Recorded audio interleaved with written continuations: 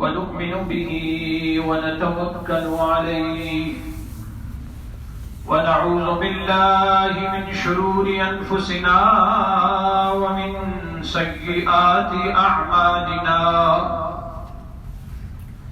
من يهده الله فلا مضل له ومن يضلله فلا هادي له وأشهد أن لا إله إلا الله وحده لا شريك له وأشهد أن محمدا عبده ورسوله أرسله بالحق بشيرا ونذيرا أما بعد فإن خير الحديث كتاب الله وخير الهدي هدي محمد صلى الله عليه وآله وسلم وشر الأمور محدثاتها وكل محدثة بدعة وكل بدعة ضلالة وكل ضلالة في النار من يطع الله ورسوله فقد رشد واهتدى ومن يعص الله ورسوله فقد ضل وغوى اللهم صل على محمد وعلى آل محمد كما صليت على إبراهيم وعلى آل إبراهيم إنك حميد مجيد اللهم بارك على محمد وعلى آل محمد كما باركت على إبراهيم وعلى آل إبراهيم إنك حميد مجيد رب اشرح لي صدري ويسر لي أمري واحلل عقدة من لساني يفقه قولي اللهم رب زدنا علما أعوذ بالله من الشيطان الرجيم يا أيها الذين آمنوا اتقوا الله حق تقاته ولا تموتن إلا وأنتم مسلمون يا أيها الذين آمنوا اتقوا الله اے ایمان والو اللہ سے ڈرتے رہو حق تقاتہ جیسے کہ اس سے ڈرنے کا حق ہے ولا تموتن الا وانتم مسلمون نہ موت آئے تمہیں مگر اس حال میں کہ تم اس کی فرما برداری میں لگے ہوئے ہو ہر قسم کی حمد و ثنا اللہ وحدہ لا شریک کے لیے ہے کبریائیاں اسی کے لائق ہیں بزرگیاں اسی کے لائق ہیں کروڑوں درود و سلام نبی پاک صلی اللہ علیہ وآلہ وسلم کی ذات گرامی پر آپ کی آل پر آپ کے صحابہ پر اور آپ کی امت پر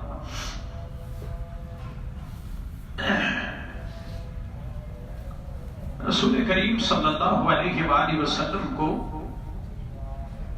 اللہ تعالیٰ نے معجزات میں سے ایک معجزہ یہ دیا ہے کہ آپ جوامع الکلام تھے آپ کی کلام میں بہت وسعت ہوتی تھی چھوٹا سا جملہ ہوتا چھوٹی سی بات ہوتی لیکن اس کے اندر بہت زیادہ واعظ و نصیحت باتیں ہوتی.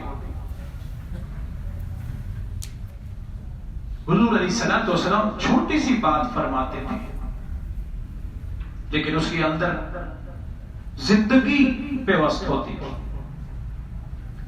ان میں سے باتوں میں سے آپ کی چند باتیں جو حضور علیہ الصلوۃ والسلام نے وصیت کے طور پہ فرمائی ہیں وہ میں ذکر کرنا چاہتا ہوں کہ رسول اللہ صلی اللہ علیہ وآلہ وسلم نے حضرت ابو ایوب انصاری رضی اللہ تعالی عنہ بیان کرتے ہیں کہ رسول اللہ صلی اللہ علیہ وسلم نے مجھے فرمایا اذا قمت فی صلاتک فصلی صلاۃ مودع، کہ جب بھی تو نماز کے لیے کھڑا ہو، جب نماز پڑھنے لگے تو الوداعی نماز پڑھا کر، اپنی ہر نماز کو آخری نماز سمجھ کے پڑھ.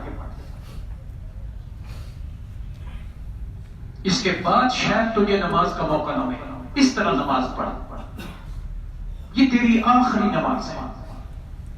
گویا کہ اس کے بعد تو اس دنیا سے رخصت ہونے والا ہے. قبر میں تو نماز نہیں ہوگی نا. قبر میں کوئی نماز پڑھنا چاہے تو اس نماز کا کوئی فائدہ نہیں، کوئی ثواب نہیں، کوئی اجر نہیں. نماز، روزہ، حج، زکات، سبحان اللہ، تسبیحات، صدقہ و خیرات اس وقت تک ہے جب تک انسان کی آنکھ کھلی ہے. بس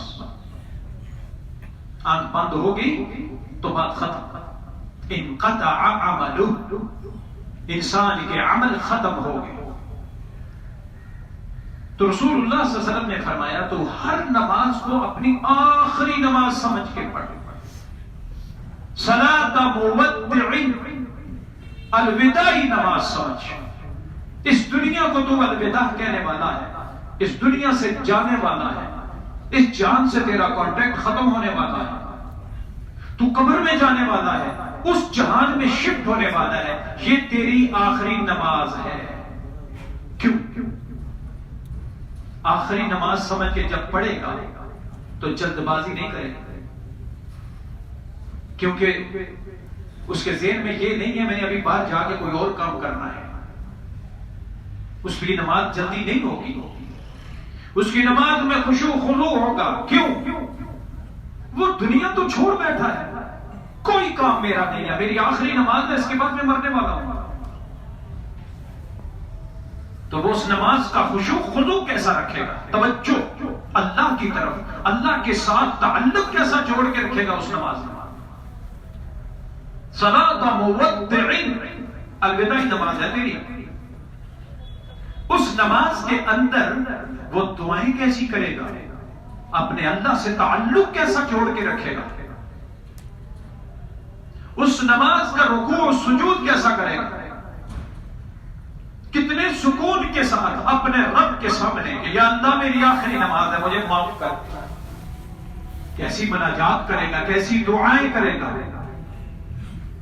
آخری نماز ہے. اور رسول اللہ صلی اللہ علیہ وسلم نے کیا فرمایا، اذا قمت، جب بھی نماز کے لیے کھڑا ہوا. یہ نہیں کہ کوئی ایک نماز آخری سمجھ کے پڑھ، نہیں. اذا قمت فی صلاتک فصلی صلاۃ مودع، جب بھی نماز کے لیے کھڑا ہو تو پھر اس نماز کو آخری نماز سمجھ کے پڑھ، ایسے جیسے تو الوداع ہونے والا ہے. اب جب الوداعی نماز پڑھے گا کہ اس دنیا سے جانے والا ہوں، قبر میں پہنچنے والا ہوں، اللہ کے سامنے جانے والا ہوں، پھر کبھی توبہ کا موقع نہیں ملے گا. اس نماز کے اندر اپنے رب کے سامنے کیسے توبہ کرے گا، اپنے گناہوں کو کیسے یاد کرے گا، کیسے آنسو بہائے گا اپنی نافرمانیوں پر، بغاوتوں پر. ابھی مرنے کے بعد قبر کے اندر جو سزائیں ہیں اس پر اسے کیا لگے گا، اپنے رب سے کیسی تار ملائے گا جب اس کو پتا ہے کہ آخری نماز پڑھنے والا ہے. رسول اللہ صلی اللہ علیہ وسلم ارشاد فرماتے ہیں اپنی ہر نماز کو آخری نماز سمجھ کے پڑھے. اور یاد رکھیے گا ایمان کے درجات میں سے ایک اونچا درجہ، سب سے بلند درجہ وہ ہے احسان کا۔ پوچھا یا رسول اللہ احسان کس کو کہتے ہیں، احسان کیا ہے؟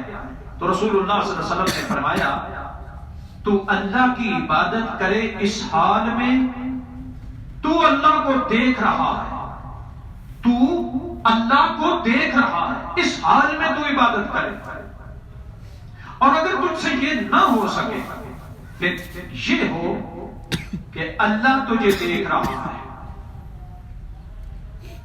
پہلے تو یہ ہے کہ تو اللہ کو دیکھ رہا ہے، اور اگر یہ نہ ہو سکے پھر کم سے کم یہ ہو کہ اللہ تجھے دیکھ رہا ہے، اس حال میں تو اللہ کی عبادت کرے، یہ احسان ہے، ایمان کا بلند درجہ ہے۔ اور جب انسان نماز الوداع پڑھے گا تو پھر اس وقت واقعتاً وہ ایسے لگے گا اس کو کہ جیسے میں اللہ کے دربار میں کھڑا ہوں، اپنی آنکھوں سے اپنے رب کو دیکھ رہا ہوں،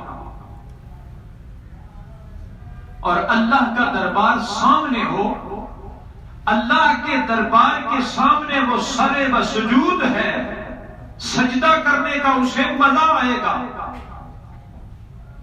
ذائقہ طعم الایمان، ایمان کا مٹھاس پائے گا، لذت پا لے گا۔ جب اسے ایسے لگے کہ میں نماز نہ اس مسجد میں نہ اس زمین پر، میں تو اللہ کی دربار کے سامنے سجدہ کر رہا ہوں۔ اور ہاں جب ہم قبلے کی طرف منہ کر کے نماز پڑھتے ہیں جانتے ہیں کیوں؟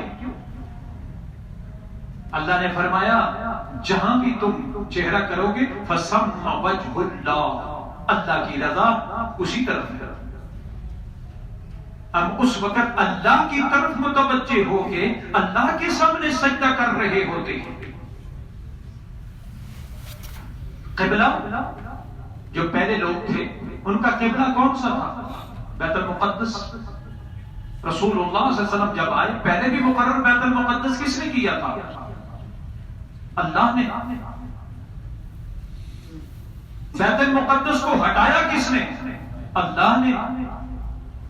اس لیے مدینے میں جب پہلے نماز بیت المقدس کی طرف منہ کر کے پڑھی جاتی تھی، پھر بیت اللہ کی طرف پڑھی گئی، تو یہودیوں نے شور و غوغا کیا، دیکھو تمہاری پہلی نمازیں کہاں گئی، ضائع ہو گئی نا تمہاری نمازیں، یا وہ صحیح ہے یا یہ صحیح ہے۔ تو اللہ تبارک و تعالیٰ نے کیا فرمایا؟ سَيَقُولُ السُّفَهَاءُ مِنَ النَّاسِ مَا وَلَّاهُمْ، اللہ فرماتے ہیں سَيَقُولُ السُّفَهَاءُ، بے وقوف لوگ یہ کہیں گے، بے وقوف لوگ یہ کہیں گے کہ کس چیز نے پھیر دیا ان کو قبلے سے، اور انہوں نے کہا لیکن یہ قبلہ پھیرنے والا کون ہے؟ اللہ۔ اصل نہ مقصود قبلہ ہے، نہ بیت اللہ ہے، نہ کچھ اور ہے، مقصود کیا ہے؟ اللہ۔ ہم سجدہ کس کے سامنے کر رہے ہوتے ہیں؟ بیت اللہ کو نہیں، ہم تو سجدہ کرتے ہیں اپنے مالک، اپنے خالق، اپنے رب کو، کیونکہ اس نے مقرر کیا ہے کہ سب ایک طرف منہ کرو، اس وقت ہم اپنے اللہ کے سامنے سرے بسجود ہوتے ہیں۔ اب جب وہ کھڑے ہو کر کے آخری نماز پڑھے گا، یہ سمجھے گا کہ میں اپنے رب کے سامنے کھڑا ہوں اور جانے والا ہوں، آج میں نے آخری باتیں اس دنیا میں اللہ سے کرنی ہے، اور میری جو آخری باتیں ہوں گی اسی کے اوپر میرا فیصلہ ہوگا، یا میں آج رب کو بنا لوں گا یا یہ کہ ہمیشہ کی بدبختی میرے نصیب پڑ جائے گی۔ ایسی صورت میں وہ نماز کیسی پڑھے گا؟ ہاں، اللہ کو منانے کا بہترین طریقہ نماز ہے، اللہ سے مانگنے کا بہترین طریقہ نماز ہے۔ ہاں، اللہ کی رضا نماز کے اندر ہے، خوشنودی نماز کے اندر ہے۔ ہاں، بڑی بڑی غلطیاں گناہ معاف کرتا ہے اللہ نماز کے ذریعے۔ حضور صلی اللہ علیہ وسلم نے فرمایا کسی سے گناہ ہو جائے، وضو کرے میری وضو کی طرح اور خشوع خضوع کے ساتھ 2 رکعت نماز ادا کرے، ان میں ادھر ادھر توجہ نہ کرے، اللہ کی طرف توجہ رکھے، تو اللہ اس کے پچھلے سارے گناہ معاف کر دیتے ہیں، کوئی گناہ باقی نہیں بچتا۔ مسلم شریف کی روایت ہے۔ نماز ہی معاف کروانے والی ہے، پریشانی دکھ درد دور کرنے والی نماز ہے۔ محمد کریم صلی اللہ علیہ وسلم جو صرف ہاتھ اٹھا دیں تو اللہ مدد فرما دے، لیکن رسول اللہ صلی اللہ علیہ وسلم کو بھی جب پریشانی آتی تو لوگوں کو فوراً بلا دیتے، الصلاۃ جامعۃ، لوگوں ایک ضروری نماز کی طرف جمع ہو جاؤ، اور رسول اللہ علیہ وسلم نماز پڑھتے کہ یہ پریشانی آ گئی۔ جنگ بدر کے اندر 313 لے کر کے میدان میں آگے، اور کسی کے پاس کامل اسلحہ نہیں ہے، جو کچھ تھا حاضر کر دیا، اور دوسری طرف اسلحے سے لیس 1000 کا جتھا۔ اب اس وقت مقابلہ 300 کا اور 1000 کا مقابلہ کیا ہو سکتا ہے؟ اب رسول اللہ صلی اللہ علیہ وسلم سب کو سلا کر کے رات کو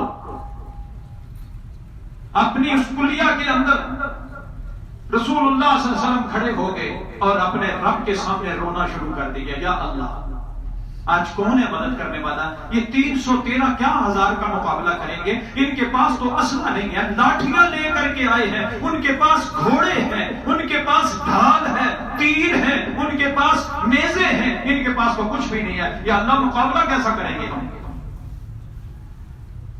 اتنے روئے نماز کے اندر، اور کیونکہ کپڑے سلے ہوئے تو نہیں تھے نا، چادریں اڑی ہوئی تھی، تو چادر کندھے سے نیچے گر گئی، کندھا ننگا ہو گیا، اور جب کندھا ننگا ہو جائے تو نماز خراب ہو جاتی ہے۔ فوراً حضرت ابو بکر صدیق رضی اللہ تعالیٰ عنہ جو رات کو حفاظت کر رہے تھے رسول اللہ صلی اللہ علیہ وسلم کی، وہ آگے بڑھے، کپڑا اٹھایا، اوپر رکھا، اور کہنے لگے یا رسول اللہ بس کر دیجئے، اتنے روئے میرے نبی، اتنے ہچکیاں بدی میرے نبی کی اپنے رب کے سامنے کہ بے اختیار حضرت ابو بکر کہنے لگے یا رسول اللہ بس کر دیجئے، میں اپنی آنکھوں سے دیکھ رہا ہوں آپ کی دعا سن کر کے اللہ تبارک و تعالی آسمان سے فرشتے بھیج رہے ہیں ہماری مدد کے لیے۔ ابھی فرشتے اترے نہیں، لیکن ابو بکر کو اتنا یقین ہو گیا نبی کی دعا کی وجہ سے، اور ہاں صبح پھر فرشتے اترے، اللہ کی پھر آواز آ گئی کہ میں کتار در کتار فرشتے اتاروں گا، اور پھر فرشتے اترے، پھر 313 نے ان کو مار بگایا، ان کو قتل کیا، بڑے بڑے سردار قتل ہوئے، کس وجہ سے؟ اللہ سے دعا کرنے کی وجہ سے۔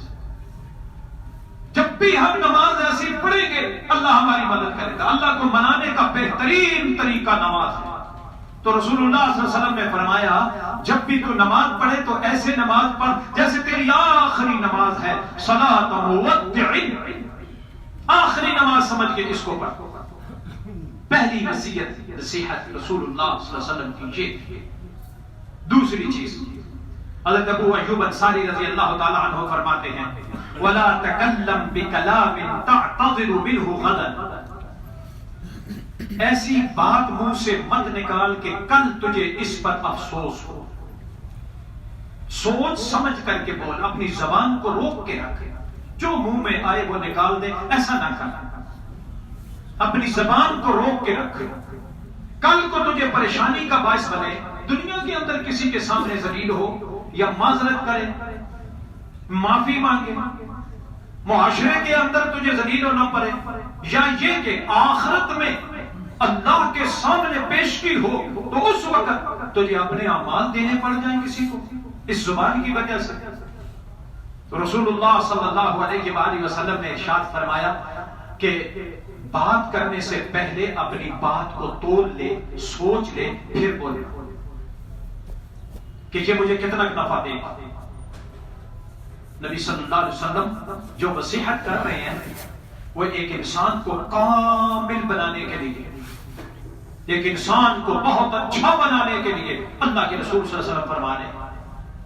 اور اونچے انسان بننے کے لیے یہ ضروری ہے کہ وہ بہت کم باتیں کرنے والا ہو، اور جو بات کرے وہ ناپ تول کے سوچ کے لوگوں کو نفع دینے والی بات کرے، اس کی بات کو لوگ سنیں۔ اور رسول اللہ صلی اللہ علیہ وآلہ وسلم نے جب یہ بات کہی تو حضرت معاذ رضی اللہ تعالی عنہ فرمانے لگے، بلکہ رسول اللہ صلی اللہ علیہ وسلم یوں فرمانے لگے آخر میں ان وصیتوں کے بعد آپ فرمانے لگے الا اخبرک بملاک ذلک کلی، کیا میں تجھے ان ساری چیزوں کی جڑ نہ بتا دوں، ان ساری چیزوں کی خیر نہ بتا دوں جس میں ہے، ان ساری چیزوں کو قبضہ کرنے کے لیے عمل کرنے کے لیے بہترین طریقہ چیز نہ بتا دوں؟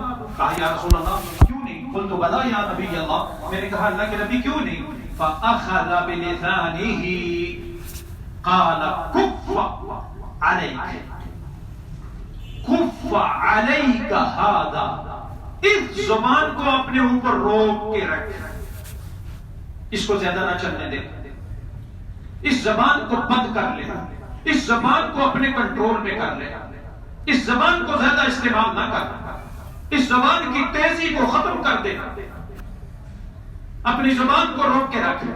فقلت یا نبی اللہ وَإِنَّا لَمُؤَاخَذُونَ بِمَا نَتَكَلَّمُ بِهِ، میں نے کہا یا رسول اللہ کیا ہم ان زبان کی وجہ سے بھی مؤاخذہ کیے جائیں گے، پکڑے جائیں گے، اس کا بھی حساب و کتاب ہوگا؟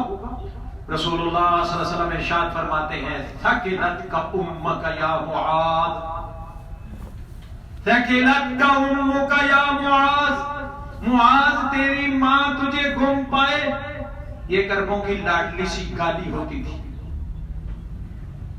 تیری ماں تجھے گم پائے، وَهَلْ يَكُبُّ النَّاسَ فِي النَّارِ عَلَى وُجُوهِهِمْ أَوْ مَنَاخِرِهِمْ، کیا تجھے پتہ نہیں ہے کہ قیامت کے دن لوگ کثرت کے ساتھ جس گناہ سے جہنم میں اونٹے منہ یا اپنے نرخروں کے اوپر اپنے سر کے بل جھونکے جائیں گے جہنم میں، وہ کون سا بڑا گناہ ہوگا؟ رسول اللہ صلی اللہ علیہ وسلم نے فرمایا وہ گناہ زبان کی کٹی ہوئی کھیتی ہوگی۔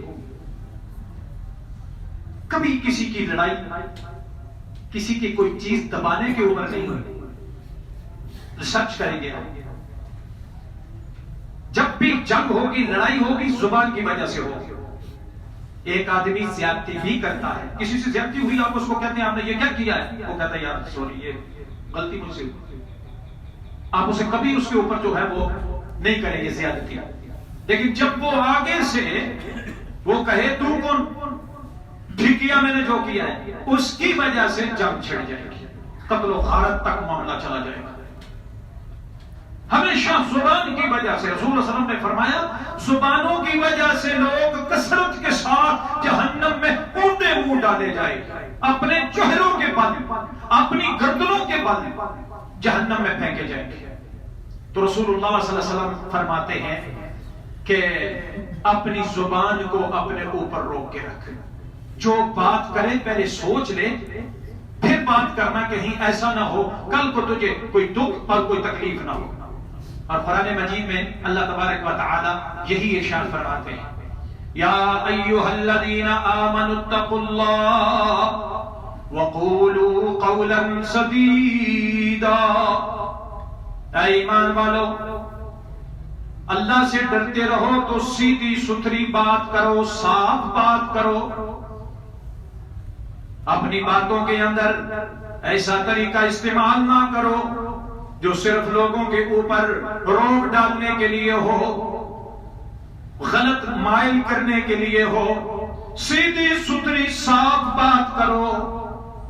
اللہ تعالیٰ فرماتے ہیں یصلح لکم اعمالکم، میں عرش والا رب تمہارے اعمال کو درست کر دوں گا، تم سے غلطی ہو گئی بات سچی کر دو، یہ ہوا ہے، تمہاری بگڑیوں کو میں سنوار دوں گا، تمہارے خراب معاملات کو میں اللہ عرش والا درست کر دوں گا، تمہاری سچائی کی وجہ سے جھوٹ مت بولنا، جھوٹ بولو گے بگڑتے چلے جاؤ گے، میری مدد ساتھ نہیں ہوگی۔ یصلح لکم اعمالکم ویغفر لکم ذنوبکم، تمہاری خطاؤں کو، تمہاری غلطیوں کو میں معاف فرما دوں گا۔ صرف یہی نہیں، کیا بات درست ہو جائیں گے؟ فرمایا تیرے سچ بولنے کی وجہ سے تیرا گناہ میں معاف کر دوں گا. سچ بولنے کی وجہ سے. بہت بڑی چیز ہے سچائی. زبان کی سچائی، زبان کا اخلاق بہت بڑی چیز ہے. جتنی مرضی میرے اوپر بات آ رہی ہو، مجھے قتل تک معاملہ پہنچ رہا ہو، کوئی بات نہیں ہے. یہ بات ایسے ہے، یہ غلطی ایسے ہوئی تھی، مجھ سے ہوئی تھی. دنیا کہہ رہی ہے تو کیوں ایسا کر رہا ہے، یہ سچ کیوں بتا رہا ہے، جھوٹ کیوں نہیں بول دیتا؟ وہ کہتا ہے نہیں، میرے اللہ نے کہا ہے میں تیرے معاملات درست کر دوں گا، میں تیرے گناہوں کو معاف کر دوں گا، میں سچ بولوں گا، میرا اللہ میرے معاملات بھی درست کرے گا، میرا اللہ میرے گناہ بھی معاف کرے گا. يصلح لكم أعمالكم ويغفر لكم ذنوبكم ومن يطع الله ورسوله، جو بھی اللہ اور اس کے رسول کی فرما برداری کرے گا فقد فاز فوزا عظیما، یقیناً وہ بہت بڑی کامیابی کے اوپر چڑھ گیا، بہت بڑی کامیابی اسے مل گئی، کامیاب ہو گیا جس نے اللہ اور اس کے رسول کی فرما برداری کی. مال کا اتنا نقصان ہو جائے گا میرا اگر میں نے سچ بولا، یہ کیسی کامیابی ہوئی؟ جب اللہ اور اس کے رسول نے کہا ہے کامیابی اس میں ہے، پھر یا تو میرے ایمان میں فرق ہے، میرے اندر یا تو نفاق ہے،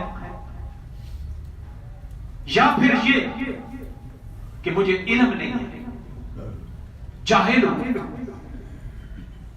لیکن مجھے جب پتا چل گیا میرے اللہ نے یہ فرمایا ہے تو پھر میرا مال بکے نہ بکے میں جھوٹ نہیں کہوں گا، سچ بولوں گا. برکت کون دے گا؟ اللہ. ہمیں اللہ سے برکت چاہیے، مال نہیں. مال بہت مل گیا لیکن برکت نہیں ہوئی. وہ بچہ بیمار ہو گیا، اسپتال ڈاکٹر صاحب کے پاس چلے گئے، اتنا پیسہ ادھر ضائع ہو گیا. وہ فلاں طرف گاڑی خراب ہو گئی، سائیکل خراب ہو گیا، فلاں چیز، اتنا پیسہ ادھر چلا گیا. یہ کیا ہے؟ یہ برکت جا رہی ہے. اور اگر میں سچ بولوں، اچھا کہوں، اللہ برکت ڈالے گا.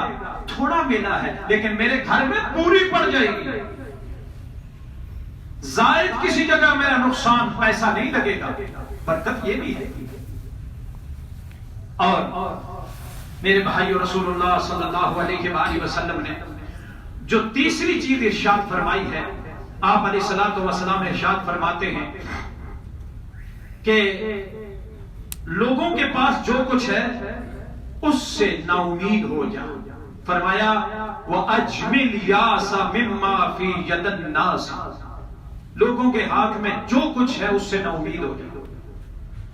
تجھے ملنے والا نہیں ہے، اس سے نا امیدی اختیار کر، اپنے دل کے اندر غنا اختیار کر.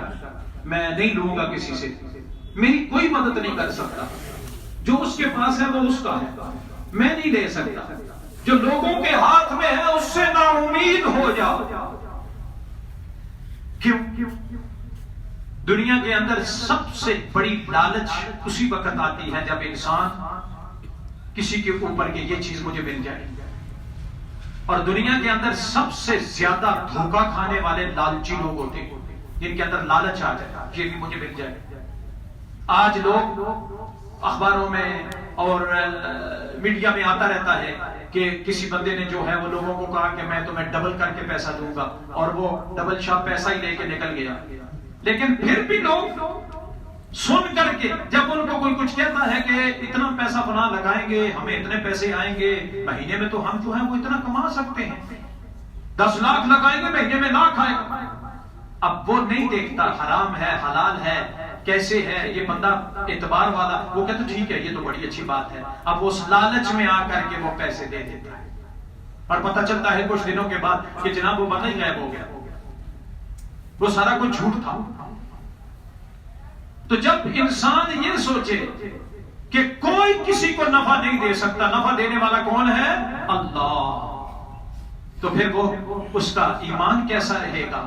وہ صبح اٹھے گا تو اللہ سے نفع مانگے گا، بازار جائے گا، دھوکہ نہیں کرے گا، کیونکہ اس کو پتا ہے نفع دینے والا یہ میرا دھوکہ نہیں، میرا اللہ ہے. وہ دھوکہ نہیں کرے گا، جھوٹ نہیں کرے گا، فراڈ نہیں کرے گا، وہ وعدہ خلافی نہیں کرے گا، اور وہ اپنے اللہ کے ساتھ تعلق ایسا جوڑ کے رکھے گا کہ ہر وقت اسے امید ہے کہ اللہ دے گا۔ رسول اللہ صلی اللہ علیہ وسلم نے فرمایا تیرا تسمہ ٹوٹ جائے۔ اس زمانے میں تسمہ عام سی چیز ہوتی تھی، کیونکہ بکریاں ریوڑ اور اسی طریقے سے وہ چمڑا جو تھا وہ اس طرح پڑا رہتا تھا۔ تو حضور نے فرمایا تیرا اگر تسمہ بھی ٹوٹ جائے پہلے اللہ سے مانگنا، پھر کسی اور سے مانگنا۔ گھر میں ہانڈیا کے لیے نمک ختم ہو گیا، پڑوسن سے اس وقت مانگنا جب اللہ سے مانگ لو، پہلے اللہ سے مانگو، یا اللہ میرا نمک ختم ہے، یا اللہ میری مدد فرما۔ جو چیز بھی ہے اللہ سے پہلے مانگو، تمہیں اللہ سے پہلے امید ہو، اور اگر اللہ سے امید ہو تو پھر کبھی بھی انسان نہ ملنے پر دنیا والوں سے نہ امید نہیں ہوتا۔ یہ لوگ جو کرتے ہیں اپنی ہتھیا، اور یہ آئے دن اخباروں میں آتا رہتا ہے کہ اس نے اپنے آپ کو قتل کر دیا ہے، خودکشی کر لی ہے، کیوں ہے؟ نا امیدی، صرف نا امیدی، لوگوں کے اوپر امید، انسانوں پر امید۔ انسان کسی کے ساتھ ظلم ہی کر سکتا ہے، کیا نفع دے گا کوئی کسی کو؟ نفع دینے والی ذات کون ہے؟ صرف اللہ۔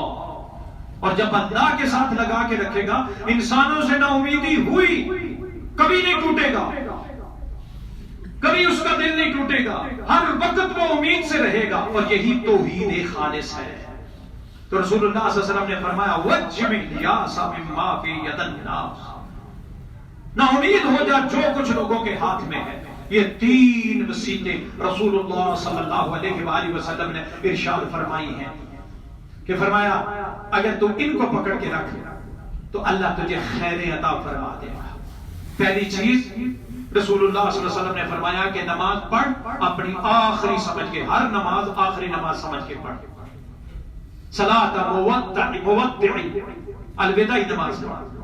دوسری چیز فرمایا اپنی زبان کی حفاظت کر، جو بات کرنے لگا ہے کل کو تجھے اس بات پر افسوس نہ ہو، پریشانی نہ ہو، اس لیے زبان کو روک کے رکھ۔ تیسری چیز رسول اللہ صلی اللہ علیہ وسلم نے فرمایا جو کچھ لوگوں کے ہاتھ میں ہے اس سے تو نا امید ہو جا، وہ تجھے ملنے والا نہیں ہے، تو اپنے اللہ سے مانگ۔ پھر دیکھ اللہ تیرے گھر پر کیسے مدد کرتا ہے، لوگوں کے ذریعے کرے، کسی اور مخلوق کے ذریعے کرے، یا تیرے اپنے ذریعے کرے۔ جب تو اللہ پر پورا توکل بھروسہ کرے گا اللہ تجھے کبھی اکیلا نہیں چھوڑے گا۔ اللہ قرآن مجید میں فرماتے ہیں کیا اللہ اپنے بندے کے لیے کافی نہیں ہے؟ اللہ کو کافی سمجھ، پھر دیکھ اللہ تیری مدد کیسے کرتا ہے۔ رسول اللہ صلی اللہ علیہ وسلم نے فرمایا اگر تم اللہ پہ ایسے توکل کرو جیسے یہ پرندے کرتے ہیں، یہ رات کو سوتے ہیں، کسی کو نہیں پتا کہ صبح میں نے کہاں جمع کیا ہوا ہے، وہاں جا کے کھا لوں گا۔ صبح اٹھتے ہیں ان کے پوٹے خالی ہوتے ہیں، بھوکے ہوتے ہیں، جب نکلتے ہیں شام کو واپس آتے ہیں سب سیر ہوئے پوٹے بھرے ہوئے واپس آتے ہیں۔ کون کھلانے والا ہے؟ اللہ۔ کبھی انہوں نے نہیں جمع کیا، کبھی نہیں سوچا کل میرا کیا ہوگا۔ فرمایا اللہ پہ توکل ایسے کرو جیسے یہ پرندے کرتے ہیں، تو اللہ تمہیں ایسے ہی دے جیسے پرندوں کو دے رہا ہے۔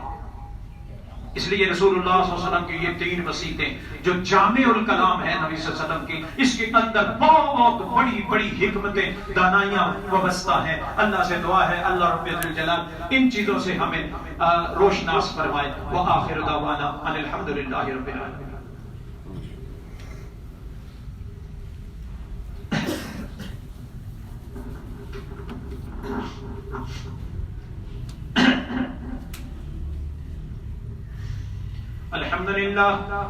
الحمد لله نحمده ونستعينه ونستغفره ونؤمن به ونتوكل عليه ونعوذ بالله من شرور أنفسنا ومن سيئات أعمالنا من يهده الله فلا مضل له ومن يضلله فلا هادي له وأشهد أن لا إله إلا الله وحده لا شريك له وأشهد أن محمدا عبده ورسوله أرسله بالحق بشيرا ونذيرا أما بعد فإن خير الحديث كتاب الله وخير الهدي هدي محمد صلى الله عليه وآله وسلم وشر الأمور محدثاتها وكل محدثة بدعة وكل بدعة ضلالة وكل ضلالة في النار. من يطع الله ورسوله فقد رشد واهتدى ومن يعص الله ورسوله فقد ضل وغوى. اللهم صل على محمد وعلى آل محمد كما صليت على إبراهيم وعلى آل إبراهيم إنك حميد مجيد. اللهم بارك على محمد وعلى آل محمد كما باركت على إبراهيم وعلى آل إبراهيم إنك حميد مجيد. اللهم أعز الإسلام والمسلمين اللهم أذل الشرك والمشركين اللهم انصر الإسلام والمسلمين اللهم انصر من نصر دين محمد صلى الله عليه وسلم واجعلنا منهم. اللهم اشف مرضانا ومرضى المسلمين اذهب الباس رب الناس واشف أنت الشافي لا شفاء إلا شفاؤك شفاء الله يغادر السقما. اللهم ربنا آتنا في الدنيا حسنة وفي الآخرة حسنة وقنا عذاب النار. سبحان ربك رب العزة عما يصفون وسلام على المرسلين والحمد لله رب العالمين.